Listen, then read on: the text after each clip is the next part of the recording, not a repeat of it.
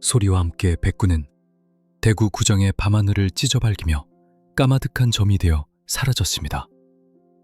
투수는 고개를 떨구었고 타석에선 한 청년은 방망이를 집어던지며 두 팔을 번쩍 치켜들었습니다.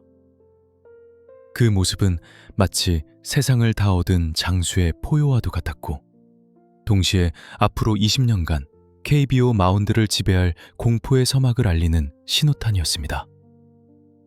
1993년 한국 프로야구 역사상 가장 위대한 라이벌이자 바람의 아들 이종범과 함께 리그를 초토화시킨 양신 양준혁.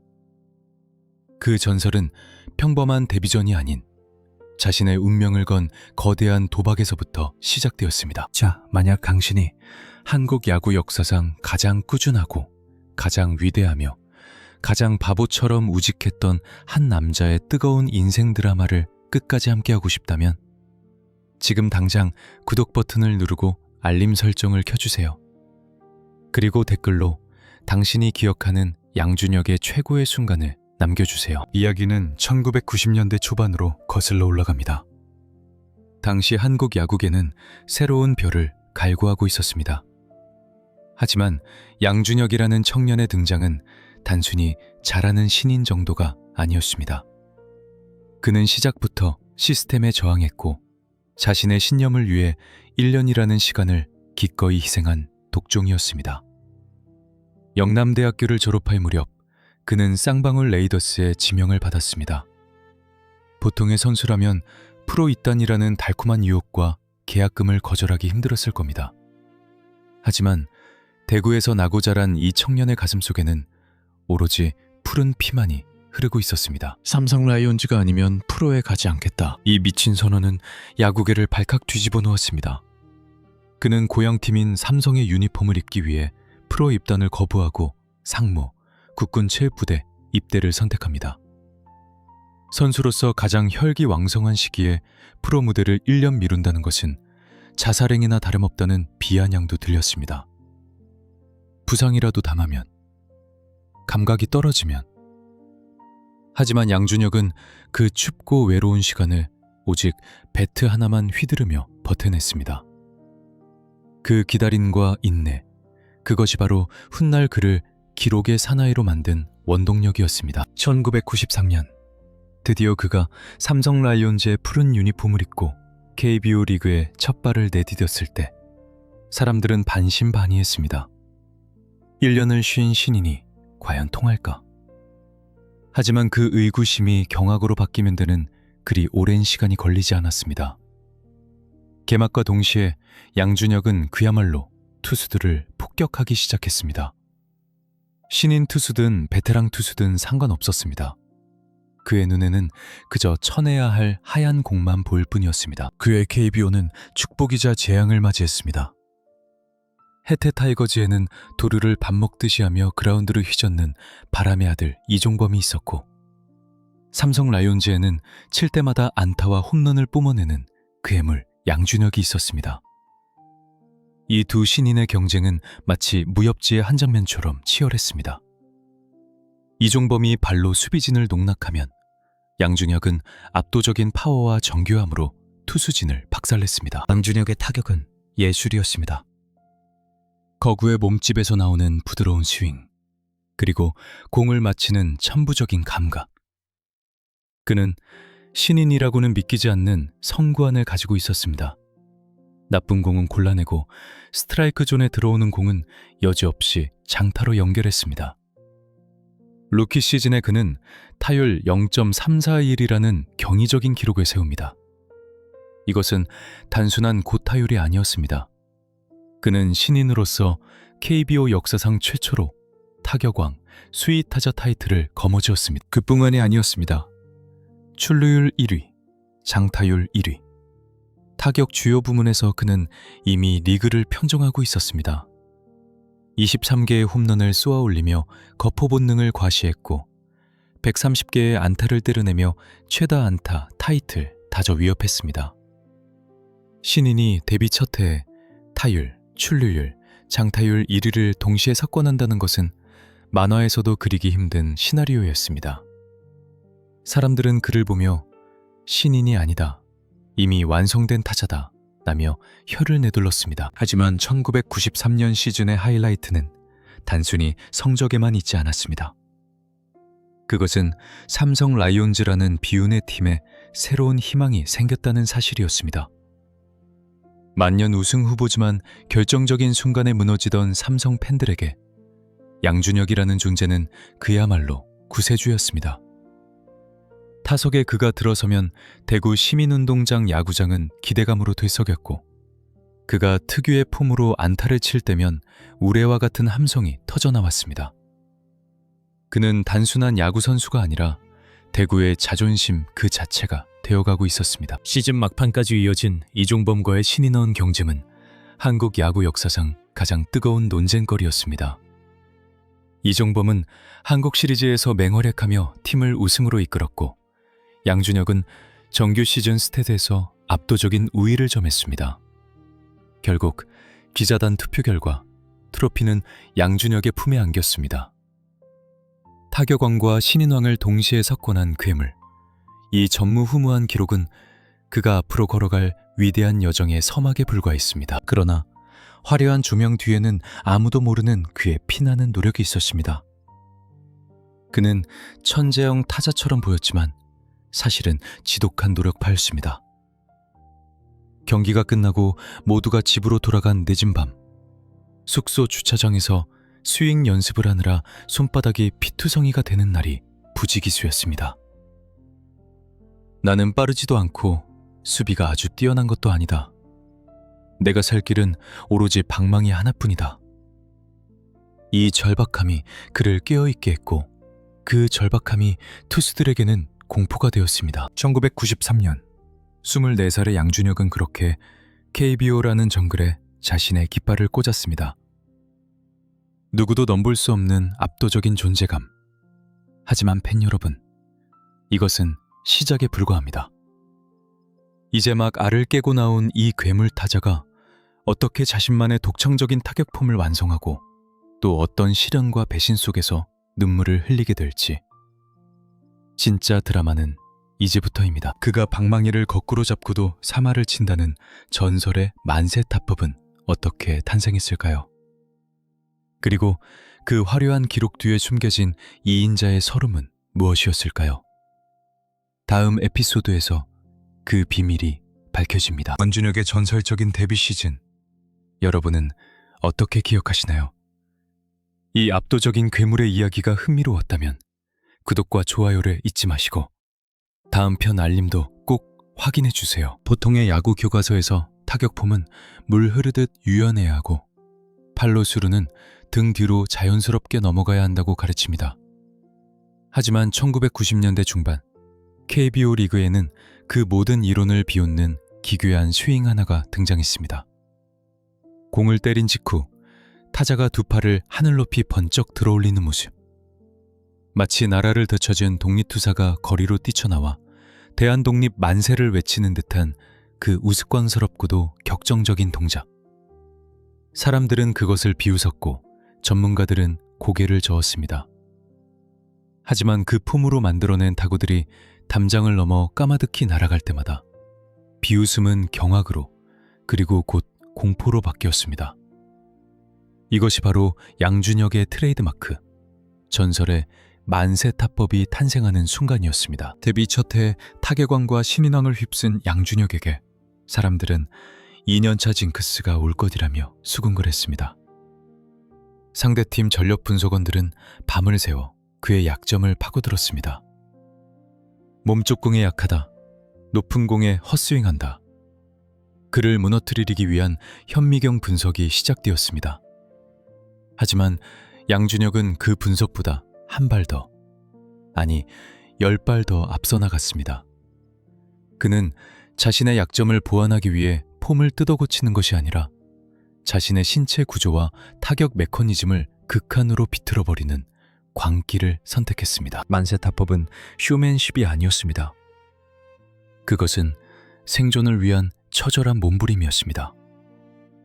투수들이 그의 몸쪽 깊숙이 도저히 칠 수 없는 코스로 공을 찔러 넣을 때 보통의 타자라면 엉덩이를 뒤로 빼거나 먹힌 타구를 만들어내며 부러진 배트를 쳐다볼 뿐입니다. 하지만 양준혁은 달랐습니다. 그는 그 몸쪽 공을 기어이 안타로 만들기 위해 임팩트 순간 팔을 접고 억지로 공간을 만든 뒤 타격 후의 힘을 위쪽으로 분출시키며 두 팔을 들어 올렸습니다. 그것은 물리 법칙을 거스르는 듯한 스윙이었습니다. 어떻게 저 자세로 홈런이 나오지? 투수들은 멘탈이 붕괴되었습니다. 꽉 찬 직구도, 예리하게 꺾이는 슬라이더도 양준혁이 만세를 부르면 어김없이 외야 펜스를 때렸습니다. 이 기형적인 스윙은 그가 얼마나 야구에 미쳐 있는지, 그리고 단 하나의 스트라이크도 헛되이 보내지 않겠다는 집념이 얼마나 무서운지를 보여주는 결정치였습니다. 1994년, 1995년, 1996년. 세월이 흘러도 그의 방망이는 식을 줄 몰랐습니다. 타율 3할은 기본이었고 매년 20개 안팎의 홈런과 100개에 가까운 타점을 쓸어 담았습니다. 그는 단순한 강타자가 아니었습니다. 그는 투수들에게 피할 곳이 없는 공포 그 자체였습니다. 하지만 심은 그에게 개인적인 영광을 허락한 대신 팀의 우승이라는 달콤한 열매는 끈질기게 허락하지 않았습니다. 이 시기 삼성 라이온즈는 정규 시즌에서는 최강의 위용을 뽐냈지만 가을만 되면 작아졌습니다. 팬들은 이것을 두고 자조 섞인 목소리로 한탄했습니다. 그리고 그 비난의 화살은 종종 팀의 간판 스타인 양준혁에게 향했습니다. 양준혁이 잘하면 뭐해? 팀은 또 지는데. 영양가 없는 스탯 관리용 타격 아니냐? 이것은 잔인한 오해였습니다. 누구보다 웃음을 갈망했던 것은 바로 양준혁 자신이었습니다. 그는 대구의 아들이었고 삼성 라이온즈의 심장이었습니다. 팀이 패배한 날이면 그는 라커룸 구석에서 누구보다 깊게 고개를 숙였고 분을 이기지 못해 혼자 배트를 깎으며 밤을 지새웠습니다. 1990년대 중반 삼성 라이온즈는 화려했지만 결정적인 한 방이 부족했습니다. 양준혁은 고군분투했습니다. 타석에서는 악기처럼 달려들었고 1루 베이스를 향해 뚱뚱한 몸을 이끌고 전력 질주를 했습니다. 내야 땅볼을 치고도 헤드퍼스트 슬라이딩을 하는 4번 타자. 그의 유니폼은 언제나 흑투선이었습니다. 특히 1996년과 1997년. 그는 완벽에 가까운 타격 기계로 진화했습니다. 투수들이 그를 거르면 다음 타자가 해결하고 승부하면 그가 해결했습니다. 방망이를 거꾸로 잡아도 3할을 친다 라는 말이 야구계의 정설처럼 떠돌았습니다. 하지만 그 화려한 개인 기록들이 쌓일수록 그의 가슴 한구석에는 채워지지 않는 거대한 구멍이 있었습니다. 바로 우승 반지였습니다. 우승하지 못한 영웅은 그저 위대한 패배자일 뿐이라는 세상의 시선이 비수처럼 그를 찔렀습니다. 대구 구장의 뜨거운 함성 속에서도 그는 종종 외로워 보였습니다. 타석에 들어서서 특유의 루틴으로 몸을 풀고 투수를 노려보는 그의 눈빛에는 살기와 함께 짙은 고독이 서려 있었습니다. 그는 팀을 우승시키기 위해 자신의 모든 것을 갈아넣고 있었지만 야구는 혼자 하는 스포츠가 아니었습니다. 우승 문턱에서 좌절할 때마다 그는 하늘을 올려다보며 탄식했습니다. 도대체 무엇이 더 필요한가? 하지만 팬 여러분, 진짜 비극은 경기장 안에서 일어난 패배가 아니었습니다. 양준혁이 오로지 팀을 위해, 대구를 위해 청춘을 바치고 있던 바로 그 순간, 구단 사무실 깊숙한 곳에서는 차가운 계산기가 돌아가고 있었습니다. 양준혁은 훌륭하다. 하지만 우리에겐 변화가 필요하다.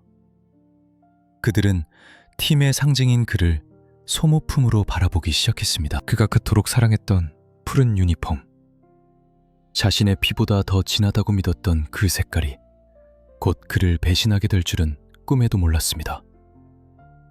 가장 화려했던 전성기의 정점에서 운명은 그에게 가장 잔인한 시련을 준비하고 있었습니다. 다음 이야기, 믿었던 도끼에 발등이 찍힌다는 말로는 부족한 KBO 역사상 가장 충격적인 트레이드 사건이 기다리고 있습니다. 대구의 영웅이 하루아침에 버려진 개처럼 내쳐졌던 1998년의 그 차가운 겨울. 양준혁이 흘린 피눈물은 과연 어떤 맛이었을까요? 1998년 12월. 대구의 겨울바람은 그 어느 때보다 차갑고 날카로웠습니다. 하지만 그 칼바람보다 더 시리고 잔인한 소식이 양준혁의 심장을 정통으로 꿰뚫었습니다. 그것은 단순한 비보가 아니었습니다. 자신의 청춘, 자신의 땀, 아니 자신의 영혼을 바쳐 사랑했던 존재로부터 받은 사형 선고나 다름없었습니다. 양준혁 선수, 당신은 이제 삼성 라이온즈의 선수가 아닙니다. 짐을 싸서 광주로 가십시오. 청천벽력. 마른 하늘의 날벼락이라는 말로는 이 충격을 설명할 수 없었습니다. 삼성 라이온즈는 당시 최고의 마무리 투수였던 해태 타이거즈의 창영 불패 임창용을 데려오기 위해 팀의 심장이자 대구의 프랜차이즈 스타인 양준혁을 트레이드 카드로 내밀었습니다. 곽채진, 황두성이라는 유망주 투수들과 현금 20억 원까지 얹어주는 그야말로 한국 프로야구 역사상 전무후무한 초대형 빅딜이었습니다. 하지만 양준혁에게 이 거래는 딜이 아니라 배신이었습니다. 생각해 보십시오. 5년 전 그는 오로지 삼성 유니폼을 입겠다는 일념 하나로 프로 직행을 거부하고 군대로 도망치듯 입대했던 남자였습니다. 1년의 공백을 감수하면서까지 지켰던 그 의리. 데뷔 후 매년 3할을 치며 팀 타선을 홀로 짊어졌던 헌신. 그 모든 것이 우승을 위한 전력 보강이라는 명분 아래 휴지 조각처럼 구겨져 버린 것입니다. 구단은 그를 토사구팽했습니다. 사냥이 끝나자 사냥개를 삶아 먹듯 필요 가치가 떨어졌다고 판단되자 가차없이 내친 것입니다. 이 소식이 전해지자 대구 전역이 분노로 들끓었습니다. 팬들은 구단 사무실로 항의 전화를 걸고 시위를 벌였지만 이미 물은 엎질러진 뒤였습니다. 하지만 누구보다 큰 충격을 받은 건 양준혁 당사자였습니다. 그는 현실을 부정했습니다. 나는 삼성 아니면 야구 안 한다. 차라리 은퇴하겠다. 그는 즉각 트레이드 거부 의사를 밝히고 잠적했습니다. 언론 앞에서는 눈물을 흘리며 억울함을 토로했습니다. 그 건장한 거구의 사내가 그라운드에서는 호랑이처럼 포효하던 괴물 파자가 카메라 앞에서 어린아이처럼 흐느꼈습니다. 제가 무엇을 잘못했습니까? 저는 오직 삼성만을 위해 뛰었습니다. 그 눈물은 배신감에서 나오는 피눈물이었습니다. 그는 심지어 미국 메이저리그에 도전하겠다며 무력 시위까지 벌였습니다. 자신의 존재를 부정당한 남자의 처절한 마지막 자존심이었습니다. 하지만 야구판의 생리는 냉혹했습니다. 구단과 KBO는 규정을 들이밀며 그를 압박했습니다. 트레이드를 거부하면 이미 탈퇴 선수가 되어 한국에서 영원히 야구를 할 수 없다. 선택지는 없었습니다. 야구를 그만두거나 아니면 피눈물을 삼키고 적진으로 들어가거나. 결국 양준혁은 백기를 들었습니다. 야구를 너무나 사랑했기에, 배트를 놓을 수 없었기에 그는 지옥 같은 현실을 받아들이기로 했습니다. 1999년 1월 그는 해태 타이거즈의 붉은 유니폼을 입었습니다. 삼성의 푸른색이 아닌 라이벌 해태의 검붉은색 유니폼을 입은 그의 모습은 그 자체로 충격적이고 이질적이었습니다. 거울 속에 비친 자신의 모습이 낯설어 그는 한동안 고개를 들지 못했다고 합니다. 광주로 내려가는 기차 안에서 그는 무슨 생각을 했을까요? 창밖을 스쳐 지나가는 풍경을 보며 그는 마음속에 있던 삼성맨 양준혁을 죽였습니다. 그리고 그 자리에 복수심에 불타는 야구 기계를 심었습니다. 두고 보자.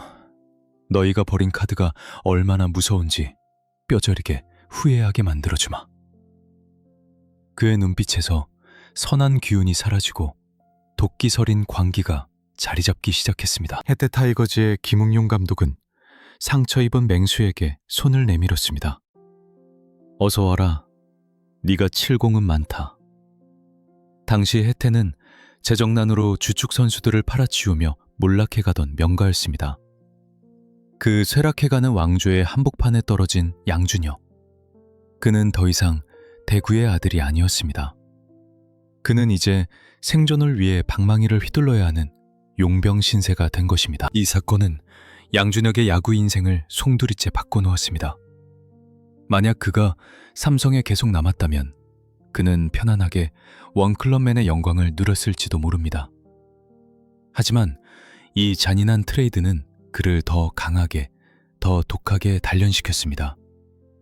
안락함이 사라진 자리에는 오기가 채워졌습니다. 1999년 시즌 개막전.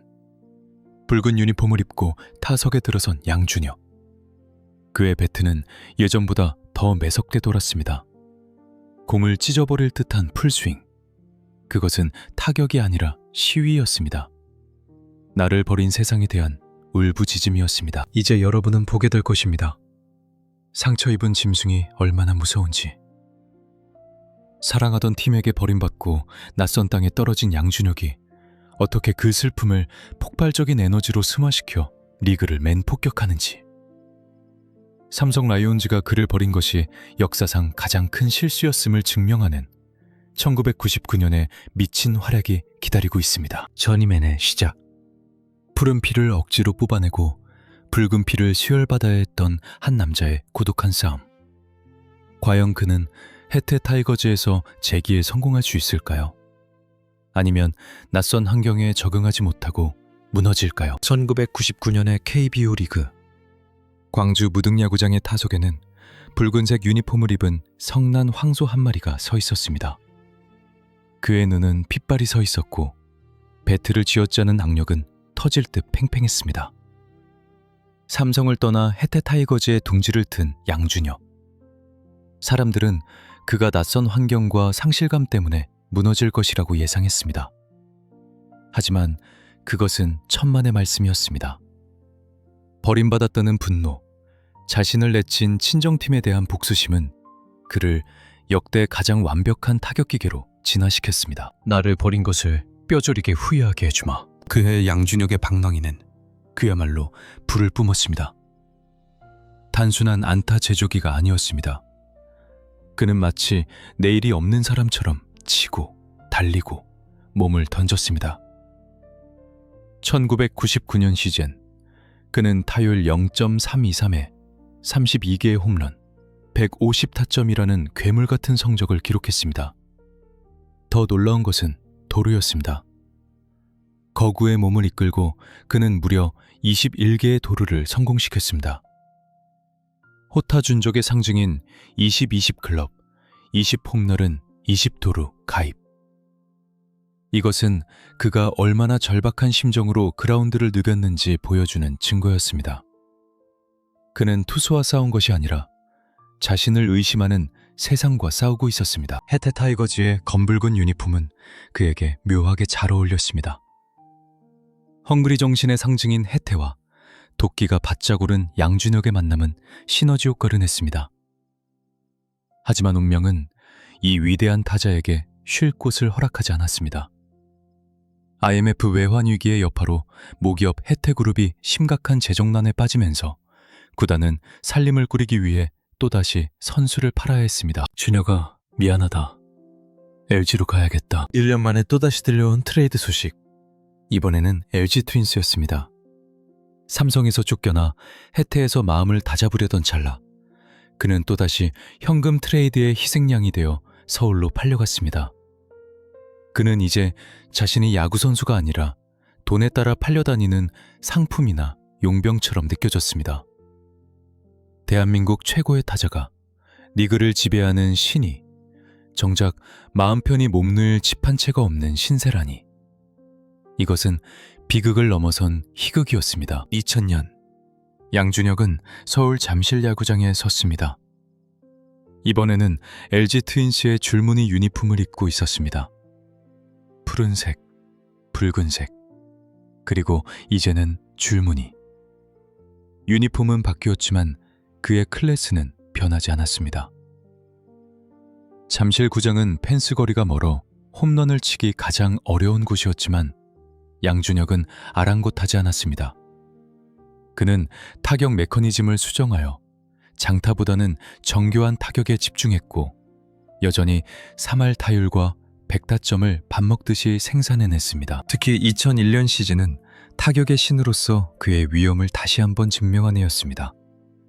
그는 타율 0.355라는 압도적인 기록으로 생애 두 번째 수위 타자 타이틀을 거머쥐었습니다.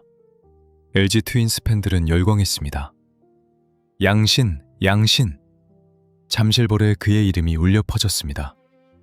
그는 팀 타선을 이끄는 리더였고 해결사였으며 모든 투수가 두려워하는 존재였습니다. 하지만 화려한 전광판의 성적표 뒤에는 짙은 그림자가 드리워져 있었습니다. 경기가 끝나고 텅 빈 덕아웃에 앉아있는 양준혁의 뒷모습은 언제나 쓸쓸해 보였습니다. 그는 LG를 위해 최선을 다했지만 마음 깊은 곳의 뿌리는 여전히 대구에 박혀 있었습니다. 가장 잔인한 순간은 원정 경기를 위해 대구 시민운동장 야구장을 찾았을 때였습니다. 자신이 그토록 사랑했던 고향, 익숙한 냄새, 익숙한 풍경. 하지만 그는 이제 원정팀 라커룸을 써야 했습니다. 1루 덕아웃이 아닌 3루 덕아웃에 앉아 파란 유니폼을 입은 옛 동료들을 바라보는 심정. 그것은 마치 이혼한 전처의 행복한 모습을 담장 너머로 훔쳐보는 듯한 쓰라림이었습니다. 타석에 양준혁이 들어서면 대구 팬들은 묘한 감정에 휩싸였습니다. 우리 팀을 이겨야 하는 적군이지만 영원한 우리의 영웅. 관중석에서는 야유 대신 환호와 박수가 터져나왔습니다. 양준혁! 양준혁! 그 함성을 들으며 양준혁은 헬멧을 눌러섰습니다. 눈물을 보이지 않기 위해서였습니다. 그리고 그는 보란듯이 삼성 투수의 공을 통타해 안타를 만들어냈습니다. 그것이 프로였고 그것이 양준혁이었습니다. 그는 삼성에게 나를 버린 너희가 틀렸다 라고 온몸으로 외치고 있었습니다. LG 시절 그는 겉으로는 성공한 타자였지만 속으로는 지독한 외로움과 싸우는 이방인이었습니다. 동료들과 잘 어울리고 후배들을 챙겼지만 어딘가 겉도는 느낌을 지울 수 없었습니다. 나는 어디로 가고 있는가? 나의 야구는 어디서 끝나는가? 그는 멈추지 않고 달렸습니다.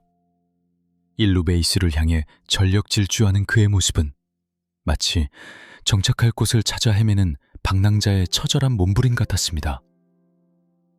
내야 땅볼을 치고도 포기하지 않고 달리는 그 만세 타법의 사나이. 사람들은 그의 기록에 감탄했지만 그 기록 속에 숨겨진 한 남자의 고독은 알지 못했습니다. 2001년 시즌이 끝나고 그는 FA 자유계약 선수 자격을 얻었습니다. 드디어 자신의 운명을 스스로 결정할 수 있는 권리가 생긴 것입니다. 시장에는 그를 원하는 구단들이 줄을 섰습니다. 돈을 많이 주겠다는 팀도 있었고 명예를 보장하겠다는 팀도 있었습니다. 하지만 양준혁의 시선은 오직 한 곳, 남쪽을 향해 있었습니다. 자신을 2번이나 버린, 자신에게 씻을 수 없는 상처를 준 그 애증의 팀. 하지만 죽어서라도 돌아가고 싶은 마음의 고향. 돈은 필요 없다. 나는 집으로 가고 싶다. 다음 이야기. 자존심을 모두 내려놓고 오직 귀향을 위해 백의종군을 선택한 탕하의 귀환. 그리고 2002년 이승엽, 마혜영, 양준혁으로 이어지는 전설의 이마양 트리오가 만들어내는 기적 같은 드라마. 그토록 원하던 웃음 반지를 끼기 위해 양준혁이 삼켜야 했던 눈물과 마침내 터져나온 환희의 순간이 여러분을 기다립니다. 집 나간 탕자가 돌아와 왕좌에 오르는 감동 실화. 궁금하시다면 구독과 좋아요를 누르고 다음 편을 기대해 주세요. 2001년 겨울 한국 프로야구 스토브리그는 뜨겁게 달아올랐습니다. 리그 최고의 타자이자 기록 제조기인 양준혁이 FA 자유계약 선수 시장에 나왔기 때문입니다. 모든 구단이 군침을 흘렸습니다. 돈다발을 쌓아 짊어지고 그를 모셔가려는 구단들이 줄을 섰습니다. 하지만 양준혁의 시선은 서울의 화려한 빌딩 숲도 다른 도시의 달콤한 제안도 아닌 오직 남쪽 끝 대구만을 향해 고정되어 있었습니다. 자존심 강한 이 천재 타자가 자신을 헌신짝처럼 내버렸던 친정팀을 향해 짝사랑의 세레나데를 부르고 있었던 것입니다. 자존심, 돈, 다 필요 없습니다. 저는 삼성에서 은퇴하고 싶습니다. 만약 당신이 한 남자의 바보 같은 수뇌부와 그 끝에 찾아온 기적 같은 우승의 감동을 느끼고 싶다면 지금 구독 버튼을 누르고 이 드라마의 절정을 함께 해주세요.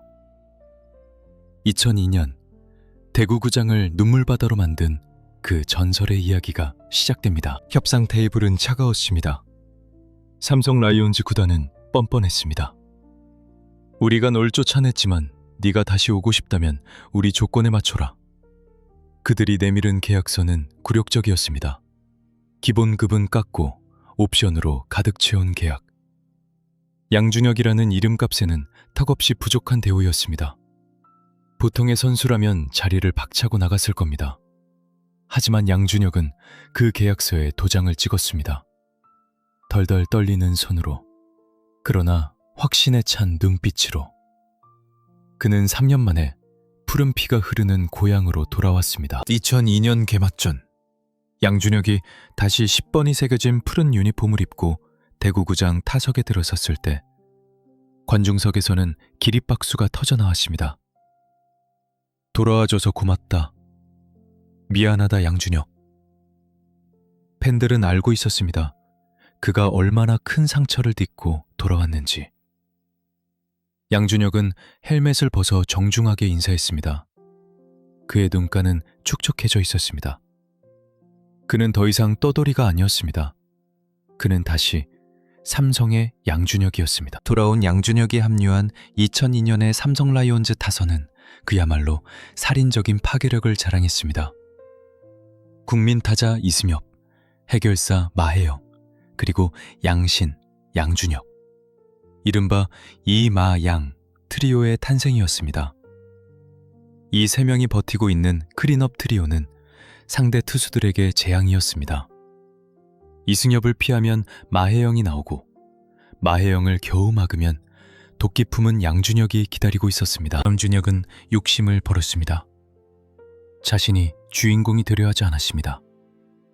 후배 이승엽이 마음껏 홈런을 칠 수 있도록 우상이 되어주었고 찬스를 만들어주는 주연을 자처했습니다.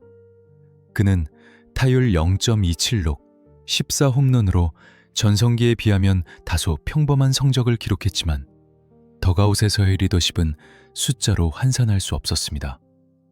그는 후배들에게 포기하지 마라, 고개 숙이지 마라, 1루까지 뛰어라 라고 끊임없이 외쳤습니다. 만년 2등, 결정적인 순간에 새 가슴이 되어 무너지는 삼성의 패배의식을 걷어내는 것.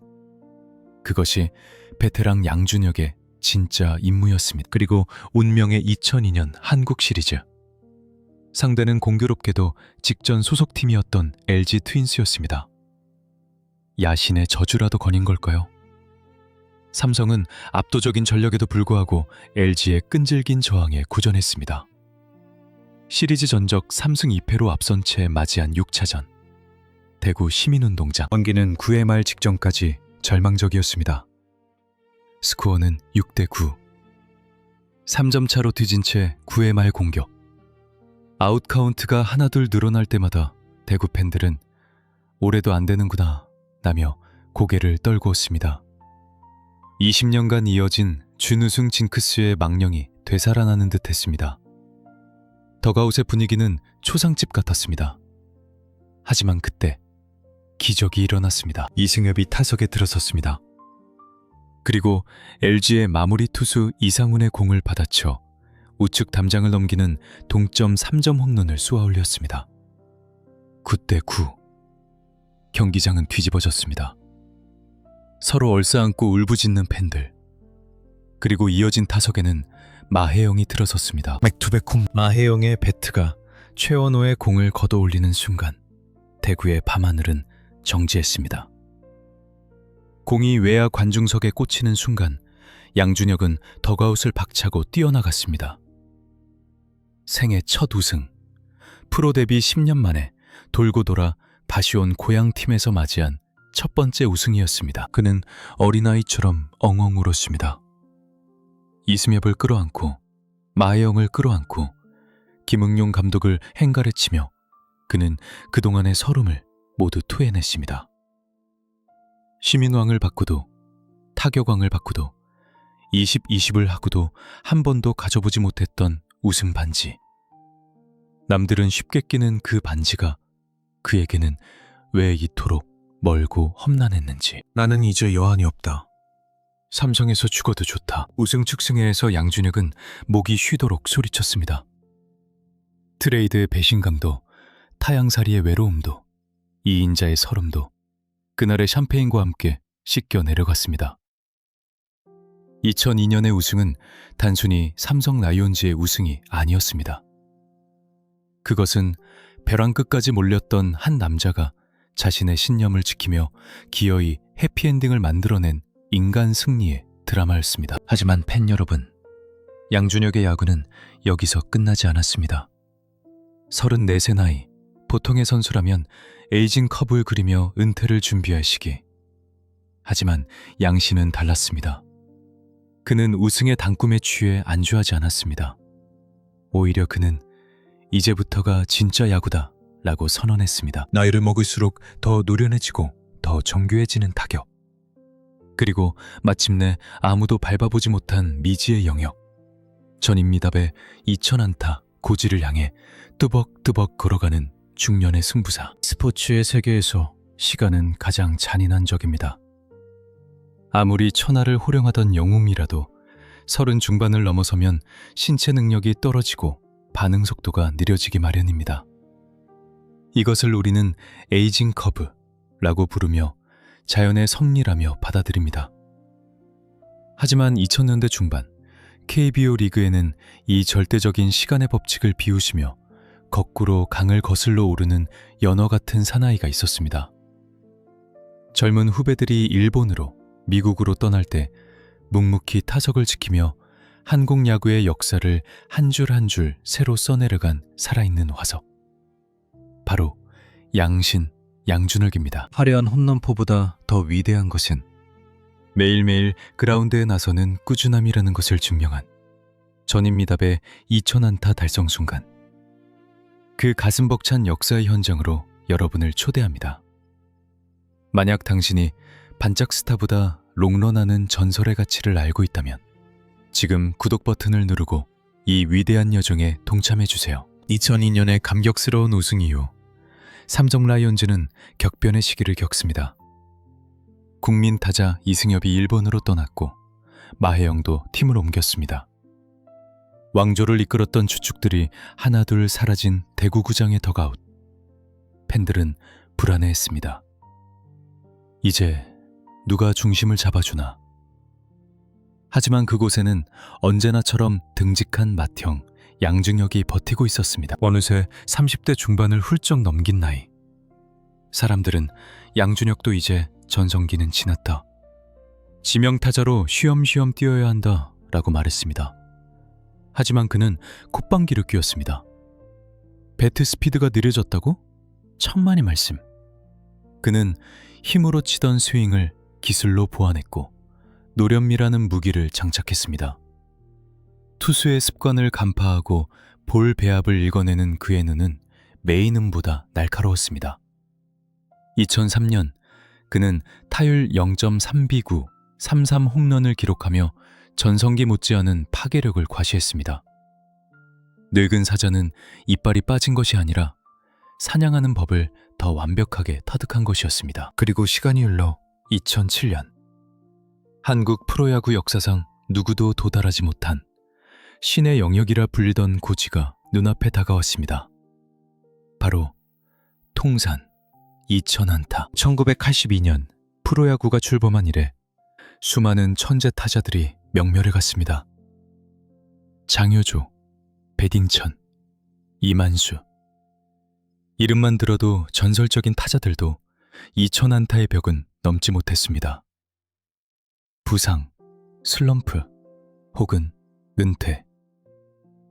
2000개의 안타를 치기 위해서는 단순히 야구를 잘하는 것을 넘어 15년 가까이 큰 부상 없이 매년 130개 이상의 안타를 쳐내야 하는 초인적인 자기관리가 필요했습니다. 그것은 성실함의 결정체이자 땀방울로 쌓아 올린 금자탑이었습니다. 2007년 6월 9일 잠실 야구장, 두산 베어스와의 원정 경기. 경기장엔 묘한 긴장감이 감돌았습니다. 양준혁의 통산 안타수는 1999개. 단 하나. 역사까지 단 한 걸음이 남았습니다. 타석에 그가 들어서자 잠실을 가득 메운 관중들은 숨을 죽였습니다. 삼성 팬뿐만 아니라 두산 팬들조차도 역사의 증인이 되기 위해 그를 주시했습니다. 상대 투수는 두산의 이원재. 볼카운트 1볼 1스트라이크. 3구째 바깥쪽 직구가 들어왔습니다. 딱! 경쾌한 파열음과 함께 양준혁의 배트가 매섭게 돌아갔습니다. 타구는 유격수와 3루수 사이를 깨끗하게 갈랐고 좌중간 외야에 떨어졌습니다. 안타! 2000안타! 양준혁이 1루를 밟는 순간 전광판에는 폭죽이 터졌고 대기록 달성을 알리는 자막이 떴습니다. 한국 프로야구 26년 역사상 최초의 2000안타 타자가 탄생하는 순간이었습니다. 그는 헬멧을 벗어 하늘 높이 들어올렸습니다. 그것은 단순한 세레머니가 아니었습니다. 내가 해냈다는 외침이자 지난 15년간 자신을 괴롭혔던 모든 시련과 편견에 대한 승리의 선언이었습니다. 경기장은 떠나갈 듯한 함성으로 뒤덮였습니다. 김응용 사장, 선동열 감독, 그리고 후배 선수들이 그라운드로 뛰어나와 꽃다발을 건넸습니다. 양준혁의 얼굴에는 어린아이 같은 미소가 번졌습니다. 1993년 대구의 풋내기 신인이었던 그가 배신과 이적의 아픔을 겪고 돌고 돌아 KBO의 정점에 선 것입니다. 하지만 팬 여러분, 양준혁의 위대함은 이 기록 속에 숨겨진 비극적인 아이러니 때문에 더욱 빛납니다. 그를 설명할 때 빼놓을 수 없는 수식어, 바로 무관의 제왕입니다. 이게 무슨 말일까요? 양준혁은 타격왕 사회, 골든글러브 파테, 신인 왕 등 수많은 트로피를 들어올렸습니다. 하지만 정작 프로야구 선수의 최고의 영예인 정규 시즌 MVP는 단 한 번도 받지 못했습니다. 이것은 미스터리이자 그의 야구 인생을 관통하는 상징과도 같습니다. 그가 데뷔한 1993년에는 이종범이 있었고 전성기를 구가하던 1990년대 후반과 2000년대 초반에는 이승엽이라는 거대한 산이 있었습니다. 양준혁은 언제나 리그에서 제일 잘하는 타자 중 한 명이었지만 그의 미친 듯이 잘한 단 한 명에는 미치지 못했습니다. 1등보다 더 잘한 2등. 100점짜리 활약을 했지만 120점을 받은 천재들에게 가려진 비운의 영웅. 사람들은 때로 그를 2인자라고 폄하하기도 했습니다. 하지만 양준혁은 묵묵히 말했습니다. 화려한 꽃은 열흘을 넘기지 못하지만 나는 끈질기게 살아남는 잡초가 되겠다. MVP를 받지 못한 대신 그는 MVP를 받은 선수들이 은퇴하고 사라질 때까지 살아남아 그들의 모든 기록을 하나씩 지워버렸습니다. 최다 안타, 최다 홈런, 최다 타점, 최다 득점, 최다 루타. KBO의 타격 기록실은 온통 양준혁이라는 이름으로 도배되기 시작했습니다. 순간의 임팩트는 부족했을지 몰라도 세월을 이겨낸 누적의 힘은 그 누구도 넘볼 수 없는 거대한 산을 만들었습니다. 그제야 사람들은 그를 양신이라 부르기 시작했습니다. 야구를 잘하는 선수는 많지만 야구의 신이라 불릴 수 있는 자는 오직 그뿐이었습니다.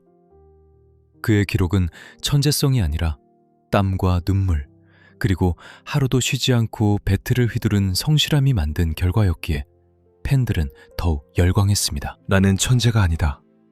그래서 나는 남들보다 한 번 더 스윙하고 한 발 더 뛴다. 그는 만족하지 않았습니다.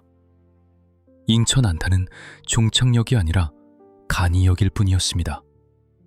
배가 불룩 나온 아저씨가 되었지만 그는 여전히 타석에서 가장 무서운 타자였고 1루까지 전력 질주하는 가장 열정적인 루키였습니다. 하지만 진짜 전설은 기록이 아니라 태도에서 나온다는 것을 양준혁은 선수 생활의 황혼기에 몸소 보여줍니다. 1루 땅볼을 치고도 마치 올림픽 결승전을 뛰는 스프린터처럼 질주하는 40세의 노장. 후배들의 귀감이 되고 팬들의 눈시울을 붉히게 만든 그의 진짜 야구 철학. 다음 편, 전력 질주의 미학. 땅볼을 치고 걸어나가는 것은 죄악이다. 양준혁이 왜 양신으로 불릴 수밖에 없는지 그 가슴 뜨거운 영혼의 이야기를 들려드리겠습니다. 야구는 기록의 스포츠가 아니라 심장이 뛰는 스포츠임을 증명하는 다음 에피소드. 절대 놓치지 마세요. 2008년의 어느 여름날, 대구 시민운동장 야구장. 타석에는 브로등을 넘긴 배불뚝이 노장이 서 있습니다. 헬멧 밖으로 삐져나온 희끗희끗한 머리카락, 세월의 풍파를 맞은 주름진 얼굴. 상대 투수의 공을 받아친 타구가 힘없이 이루수 앞으로 굴러갑니다. 누가 봐도 명백한 아웃 타이밍. 관중들은 탄식하며 고개를 돌리고 상대 내야수는 여유있게 공을 잡습니다. 보통의 베테랑이라면, 아니, 보통의 선수라면 방망이를 놓고 천천히 덕아웃으로 발길을 돌리거나 가볍게 뛰는 신용만 했을 상황입니다. 하지만 그 순간 그라운드에는 기이한 일이 벌어집니다. 그 뚱뚱한 노장이 마치 올림픽 결승선을 눈앞에 둔 스프린터처럼 입을 앙다물고 1루 베이스를 향해 미친 듯이 질주하기 시작한 것입니다. 쿵, 쿵, 쿵. 육중한 발소리가 그라운드를 울립니다. 헬멧이 벗겨져 나뒹굴고 얼굴은 땀과 흙먼지로 범벅이 됩니다. 아웃. 결과는 변하지 않았습니다. 하지만 그가 1루 베이스를 밟고 숨을 헐떡이며 돌아서는 순간 관중석에서는 홈런을 쳤을 때보다 더 뜨거운 기립박수가 터져나왔습니다. 이것이 바로 양신, 양준혁이 우리에게 보여준 진정한 야구. 전력 질주의 미학입니다. 야구는 기록의 스포츠라고 하지만 기록 너머에 있는 영혼을 보고 싶다면 지금 바로 구독 버튼을 눌러주세요. 1루까지의 거리 27.43m에 자신의 모든 인생을 걸었던 한 남자의 철학이 당신의 심장을 뜨겁게 달굴 것입니다. 양준혁의 선수 생활 후반기. 그의 트레이드 마크는 더 이상 만세타법이나 홈런이 아니었습니다. 그것은 바로 이 땅볼 전력 질주였습니다.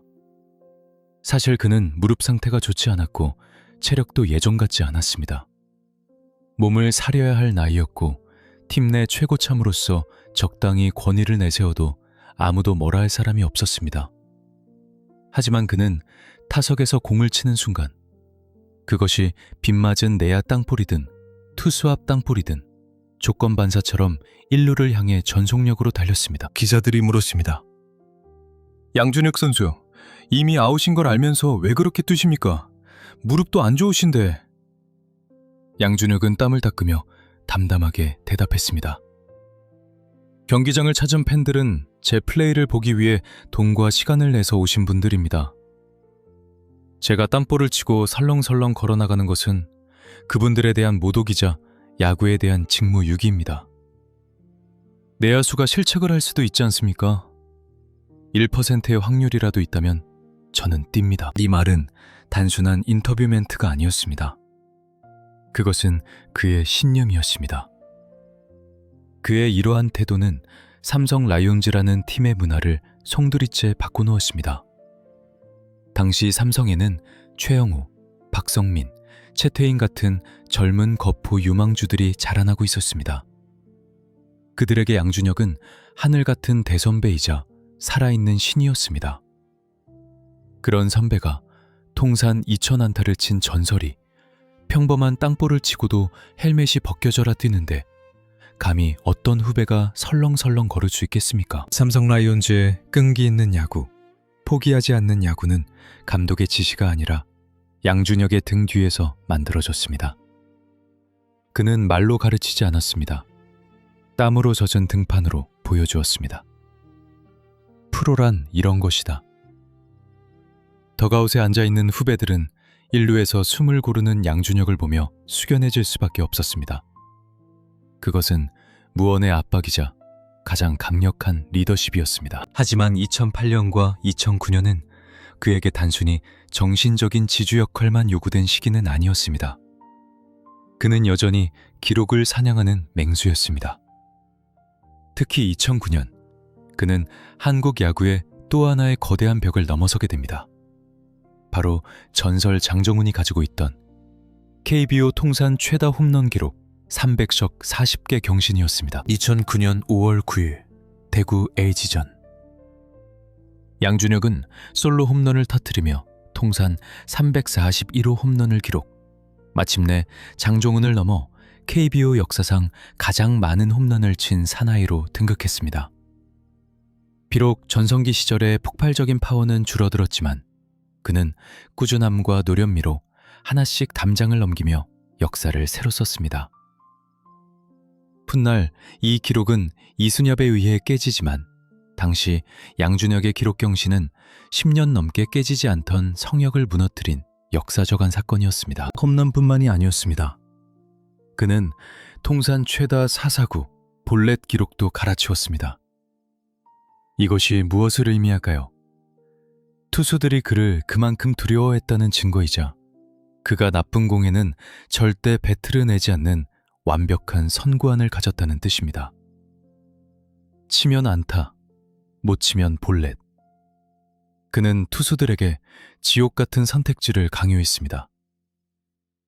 늙은 사자는 힘으로 제압하지 않고 투수의 진을 빼놓는 방식으로 마운드를 지배했습니다. 하지만 세월은 거스를 수 없었습니다. 2009년 시즌이 깊어질수록 그의 배트 스피드는 눈에 띄게 느려졌습니다. 직구의 타이밍이 늦어 파울이 되는 경우가 많아졌고 땅볼의 숫자는 늘어났습니다. 팬들은 안타까워했습니다. 영원할 것 같았던 양신의 시대가 저물어가고 있음을 직감했기 때문입니다. 그가 일루로 전력 질주하는 모습이 잦아질수록 팬들의 가슴은 뭉클하면서도 한편으로는 아려왔습니다. 제발 좀 천천히 뛰지. 다치면 어떡하려고. 하지만 양준혁은 멈추지 않았습니다. 그는 자신이 은퇴하는 그날까지 단 한순간도 그라운드 위에서 편안함을 추구하지 않겠다고 다짐한 사람 같았습니다. 나는 천재가 아니다.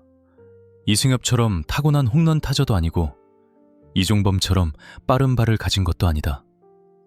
내가 가진 건 튼튼한 몸뚱이와 포기하지 않는 근성뿐이다. 그는 자신을 노력형 범죄라고 낮췄지만 세상은 그를 위대한 영웅으로 대우했습니다. 2009년 시즌이 끝날 무렵 그는 이미 KBO 타격 부문의 거의 모든 통산 기록, 최다 경기, 타수, 득점, 안타, 2루타, 홈런, 루타, 타점, 449, 1위에 자신의 이름을 새겨 넣었습니다. 그야말로 걸어다니는 기록실, KBO의 역사 그 자체가 된 것입니다. 이제 그에게 남은 것은 단 하나. 가장 화려하고 아름다운 작별 인사뿐이었습니다. 박수 칠 때 떠나는 것. 그것이 스타의 숙명이라지만 야구에 미친 이 남자가 과연 스스로 배트를 놓을 수 있을까요? 마지막 시즌이 다가오고 있었습니다. 2010년 그는 자신의 야구 인생을 관통하는 마지막 결단을 내리게 됩니다. 그리고 그가 보여준 은퇴 경기는 승패를 떠나 한국 스포츠 역사상 가장 감동적인 라스트 댄스로 기억되게 됩니다. 다음 이야기, 대망의 최종회. 파란 피의 전설, 영원히 잠들다. 은퇴 경기와 그가 남긴 유산. 32년 야구 인생의 마침표를 찍는 날, 대구구장을 눈물바다로 만든 마지막 타석과 그가 남긴 위대한 유산에 대해 이야기하려 합니다. 모든 영웅 서사시에는 끝이 있습니다. 영원히 태양 아래 서 있을 것 같았던 거인도 언젠가는 긴 그림자를 들이우며 퇴장해야 합니다. 2010년 KBO 리그를 지배했던 푸른 사자 양준혁의 계절에도 마침내 낙엽이 지기 시작했습니다. 하지만 그의 마지막은 쓸쓸한 퇴장이 아니었습니다. 그것은 한국 프로야구 역사상 가장 아름답고 가장 뜨거웠으며 가장 양준혁다웠던 라스트 댄스였습니다. 양준혁 선수가 그라운드를 떠납니다. 이 한마디가 뉴스를 통해 전해졌을 때 대구는 물론 대한민국 전역의 야구 팬들은 가슴 한구석이 텅 비어버리는 상실감을 느꼈습니다. 18년, 강산이 2번 가까이 변하는 긴 세월 동안 그는 언제나 그 자리에 있었습니다.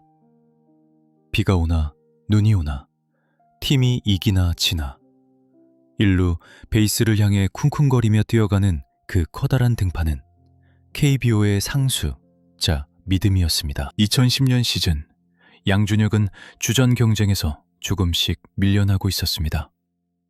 최영호, 박성민, 채태인 등 그가 아끼던 후배들이 무섭게 성장해 팀의 중심을 차지했습니다.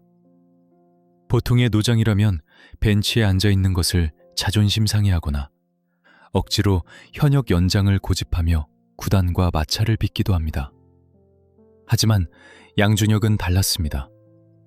그는 자신의 시대가 저물었음을 쿨하게 인정했습니다. 후배들의 앞길을 막고 싶지 않다. 이제 내가 비켜줄 때가 되었다. 그는 스스로 유니폼을 벗겠다고 선언했습니다. 떠밀려서 가는 것이 아니라 자신이 가장 사랑하는 팀의 미래를 위해 스스로 내려오는 아름다운 뒷모습. 팬들은 그의 결단에 눈물을 훔치면서도 박수를 보냈습니다. 2010년 9월 19일 대구 시민운동장 야구장. 양준혁의 은퇴 경기가 열리는 날 대구 구장은 입석까지 매진되었습니다. 하늘도 슬퍼하는지 가을비가 추적추적 내렸지만 팬들은 우비를 입은 채 자리를 떠나지 않았습니다. 상대팀은 당시 최강의 전력을 자랑하던 SK 와이번스. 김성근 감독은 떠나는 레전드에 대한 예우로 에이스 김광현을 선발로 예고했습니다. 최고의 타자가 떠나는데 최고의 투수가 나가서 상대해주는 것이 예의다. 승부의 세계를 초월한 진정한 존중이었습니다. 이날 양준혁은 1번 타자로 출전했습니다. 팬들은 그가 마지막으로 시원한 홈런 한 방을 날려주기를 간절히 바랐습니다. 하지만 현실은 영화와 달랐습니다. 김광현과 성은범 등 SK 투수들은 봐주지 않았습니다. 그들은 전력을 다해 공을 던졌고 전성기가 지난 양준혁의 배트는 허공을 갈랐습니다. 첫 타석 삼진, 두 번째 타석 삼진, 세 번째 타석 삼진, 무려 3연 타석 삼진. 방망이가 공을 따라가지 못했습니다. 잔인한 세월의 무게가 느껴지는 순간이었습니다. 하지만 관중석에서는 야유 대신 더 큰 함성이 터져나왔습니다.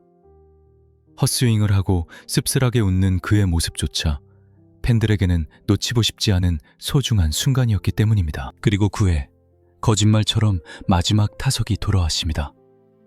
어쩌면 생애 마지막이 될지도 모르는 스윙. 양준혁은 헬멧을 고쳐 쓰고 익숙한 루틴대로 배트를 몇 번 흔든 뒤 투수를 노려보았습니다. 딱! 배트에 공이 맞았습니다. 하지만 타구는 높이 뜨지 못하고 이루수 정면으로 힘없이 굴러갔습니다. 평범한 내야 땅볼.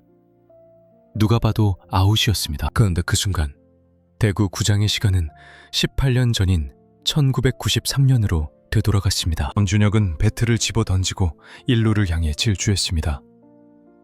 은퇴 경기. 이미 승패가 기운 상황. 내야 땅볼.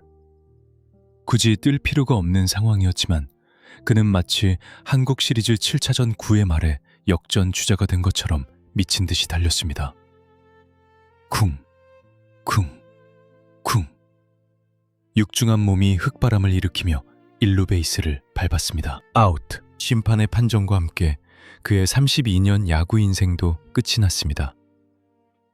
하지만 그가 보여준 그 마지막 전력 질주.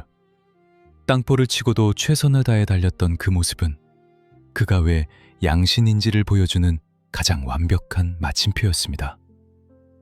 홈런보다 더 감동적인 아웃. 팬들은 그 장면을 보며 오열했습니다. 그는 끝까지 양준혁이었습니다. 경기가 끝나고 성대한 은퇴식이 열렸습니다.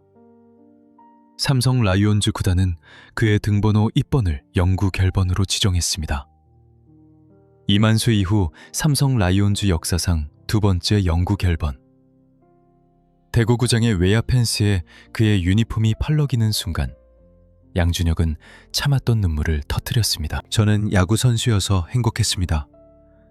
대구의 아들로 태어나 삼성 라이온즈 유니폼을 입고 뛸 수 있어서 영광이었습니다. 고별사를 읽어내려가는 그의 목소리는 떨렸지만 그 속에 담긴 진심은 팬들의 가슴을 울렸습니다.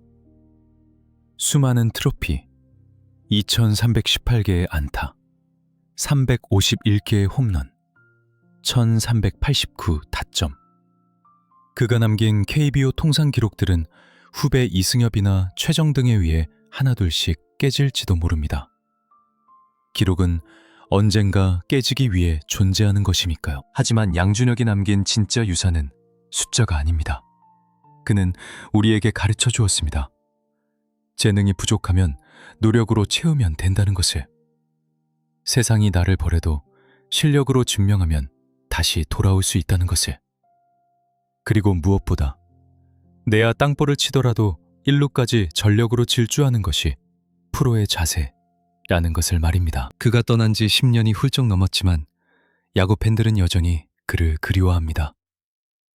타석에 들어설 때 흘러나오던 웅장한 응원가, 위풍당당 양준혁, 그리고 특유의 만세 타법.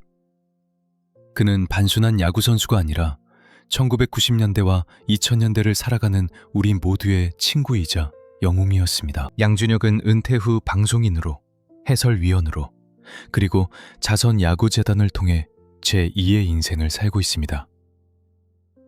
야구는 끝났지만 내 인생은 9회 말 2아웃부터 다시 시작이다. 그는 여전히 인생이라는 그라운드 위를 전력 질주하고 있습니다. 자, 이렇게 해서 KBO의 영원한 양신, 양준혁 선수의 뜨거운 야구 인생을 8부에 걸쳐 들어보았습니다. 괴물 신인에서 비운의 트레이드 희생양으로, 그리고 다시 돌아온 탕하에서 전설이 되기까지.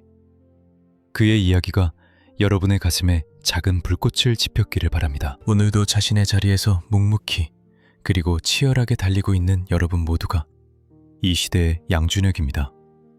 비록 땅볼을 칠지라도 우리 함께 1루까지 전력 질주합시다. 이 시리즈가 감동적이었다면 구독과 좋아요 그리고 알림 설정을 꼭 눌러주세요. 여러분의 응원이 더 위대한 전설의 이야기를 만드는 힘이 됩니다. 그리고 이제 다음 타석에 들어설 전설을 여러분이 직접 소환해주세요. 부전스테인 폭격기 선동열, 바람의 아들 이종범, 아니면 조선의 4번 타자 이대호. 댓글로 가장 많이 요청해주신 선수의 이야기로 다시 찾아오겠습니다. 지금까지 한국 야구의 영원한 10번 양준혁 편이었습니다. 감사합니다.